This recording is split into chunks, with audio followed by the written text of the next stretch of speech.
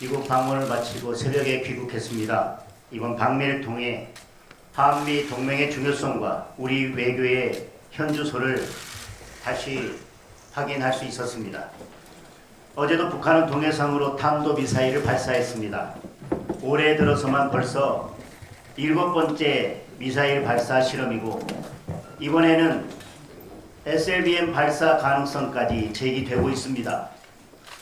그런데 우리 안보의 가장 중요한 핵심 자산인 미국의 대북 정보 공유가 제한되어 있는 상황입니다. 정동영 통일부 장관의 무책임한 언동과 침묵으로 이에 동조하고 있는 이재명 대통령 때문입니다. 북한은 핵과 미사일로 우리를 위협하고 있는데 그것을 막을 한미 동맹이 흔들리고 있는 것입니다.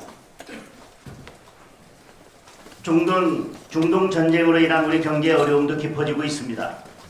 이란의 호르무즈 재통제와 민간 선박 공격으로 간신히 잡히나 싶던 국제 유가가 다시 치솟을 위기입니다. 설령 전쟁이 마무리된다 해도 우리 경제의 타격은 불가피합니다.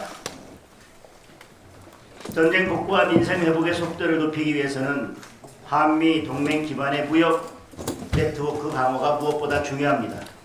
하지만 지금 미국은 무역법 301조 조사까지 강행하면서 우리 경제에 대한 압박 수위를 오히려 높이고 있습니다. 국방 사태를 비롯한 이재명 정권의 반미, 반기업 정책들이 우리 경제에 발목을 잡고 있는 것입니다. 저는 이번에 미국 의회, 백악관, NSC와 국무부, 핵심 싱크탱크까지 미국을 움직이고 있는 주요 인사들을 바쁘게 만났습니다. 실제로 많은 미국 측 인사들이 이재명 정부의 대북 정책과 한미 동맹에 대한 모호한 입장에 우려를 표했습니다. 저는 그들에게 우리 국민의 한미 동맹에 대한 지지를 설명하고 신뢰를 회복하기 위해 많은 노력을 기울여야만 했습니다. 백악관 NSC 고인사와 북한 비핵화 전략을 깊이 있게 공유했고 국무부 고인사를 만나 경제협력 강화 방안도 논의했습니다. 특히 미국에 진출한 우리 기업들의 비자 문제에 대해 앞으로 긴밀한 협의를 통해 함께 해결해 나가기로 확약을 받았습니다. 이번에 구축한 미국 공화당과의 보수정당 네트워크 그리고 미국 행정부와의 소통 채널은 한미 동맹을 다지고 경제 협력을 확대하는 소중한 자산이 될 것입니다. 하지만 야당이 아무리 노력을 한다 해도 정부와 여당이 다른 길을 고집하면 사실상 아무런 소용이 없습니다.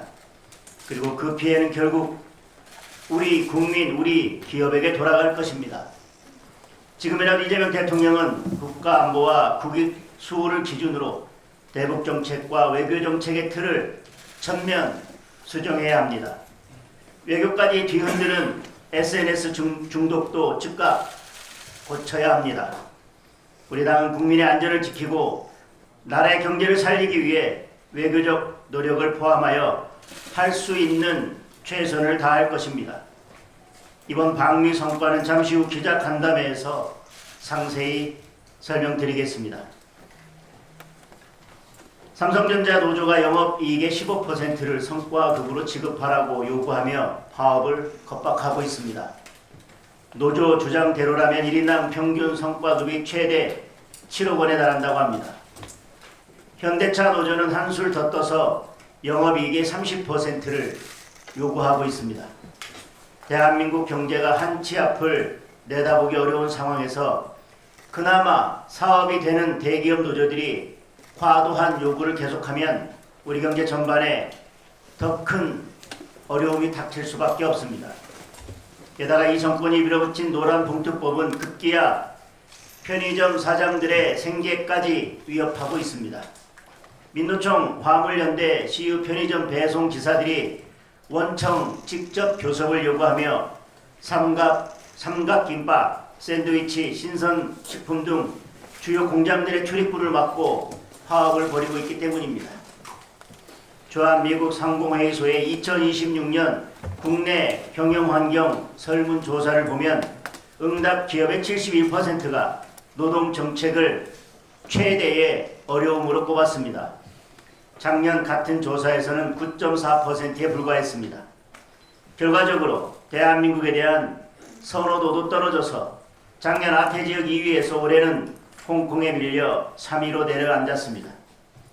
증시는 오른다고 하지만 외국인들은 계속 돈을 빼고 있습니다.